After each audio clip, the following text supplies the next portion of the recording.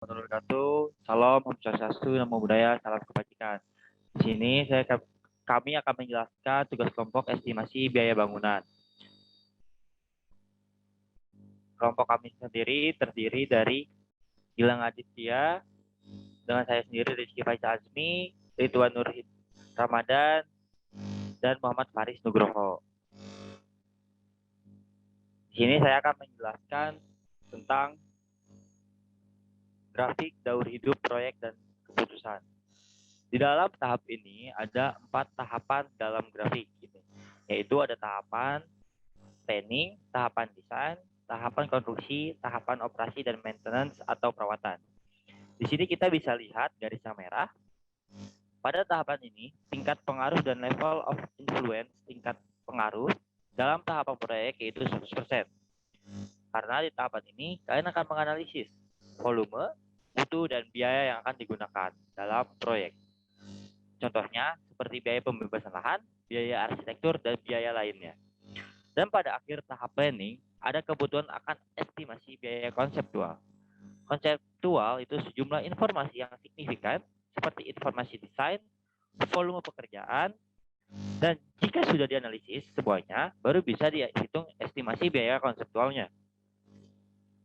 Pada tahapan desain, konstruksi, tahapan operasi dan maintenance, atau perawatan, grafiknya akan menurun dan memasuki decreasing influence, yaitu mengurangi pengaruh. Jadi tahapan desain, konstruksi, tahapan operasi dan maintenance, atau perawatan dari grafiknya 100% akan semakin menurun karena tingkat pengaruh dalam daur hidup proyek. Semakin lama, semakin kecil, dan paling kecil itu adalah tahapan operasi dan maintenance atau perawatan, karena pada tahapan operasi dan maintenance hanya memanage sistem operasi.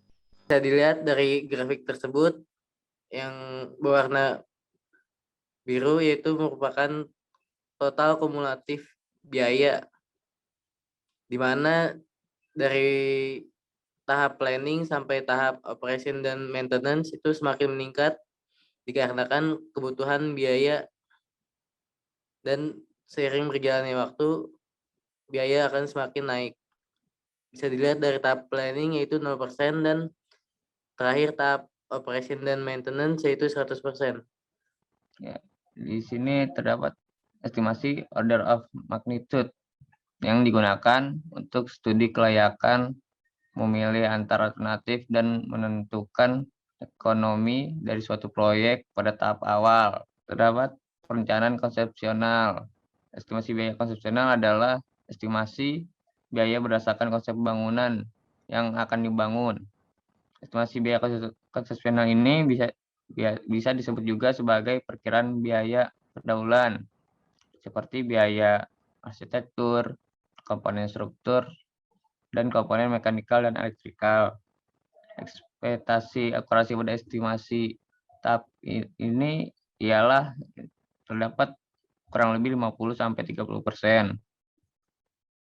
Selanjutnya ada tahapan budget atau anggaran, digunakan untuk penganggaran dan persetujuan pendanaan serta sebagai dasar pengendalian biaya dasar.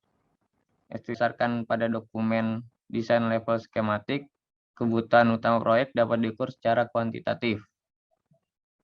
Dan tipe konstruksi dapat ditentukan, contohnya kuantitas baja dalam ton, superstruktur menggunakan baja atau beton. Untuk tahapan terakhir yaitu tahapan definitif atau tahapan dalam pelaksanaan proyek. Itu estimasi tahapan definitif tersendiri yaitu estimasi detail di mana informasi yang digunakan melingkupi gambar, spesifikasi, dan harga usulan dari subkontraktor dan supplier. Untuk estimasi konstruksi sendiri dalam pekerjaan proyek konstruksi, biaya total proyek merupakan jumlah komponen biaya yang meliputi biaya atas tenaga kerja, biaya material, biaya peralatan, biaya tak langsung, dan keuntungan. Dalam tahap ini, ekspektasi akurasi itu ialah kurang lebih 5% sampai 10%. Nah, sekian dari penjelasan dari dua grafik tersebutnya, kurang lebihnya mohon maaf. Terima kasih.